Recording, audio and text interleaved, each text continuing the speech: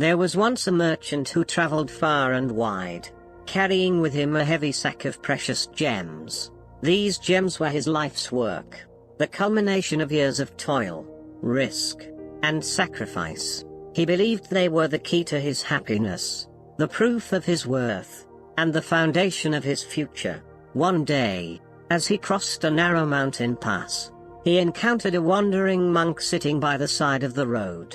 The monk was old, his robes tattered, his face weathered by time, but his eyes sparkled with a quiet, knowing light. The merchant, weary from his journey, sat down beside the monk to rest. As they shared a moment of silence, the monk gestured to the merchant's sack and asked, "What do you carry that weighs so heavily on your shoulders?" The merchant, proud of his treasures, opened the sack and showed the monk the glittering gems. "These are my wealth, my security, my future," he said. The monk nodded slowly, then picked up a small stone from the ground and held it out to the merchant. "This stone," he said, "is lighter than your gems, but it carries the weight of the mountain. Tell me, which is heavier, the stone in my hand or the mountain it came from?" The merchant frowned, confused by the question. "The mountain, of course," he replied. The monk smiled. "And yet, the stone is part of the mountain, just as your gems are part of the world. You carry them as if they are separate from you, as if they define you, but they are no more than fragments of the earth, just as you are.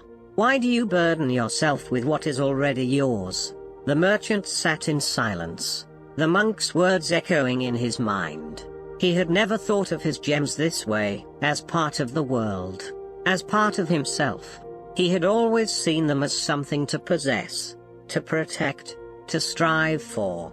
But now, he felt the weight of his attachment, the heaviness of his desire. The monk placed the stone back on the ground and stood up.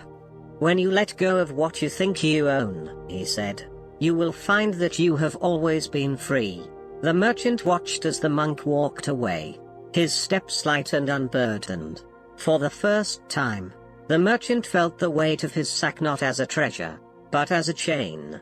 He opened the sack and let the gems spill onto the ground, watching as they scattered like stars across the earth.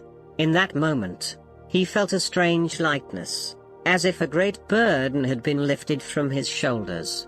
He realized that the gems had never been his to begin with, they were simply part of the world, just as he was. And in letting them go, he found a freedom he had never known, a freedom that came not from possessing, but from releasing.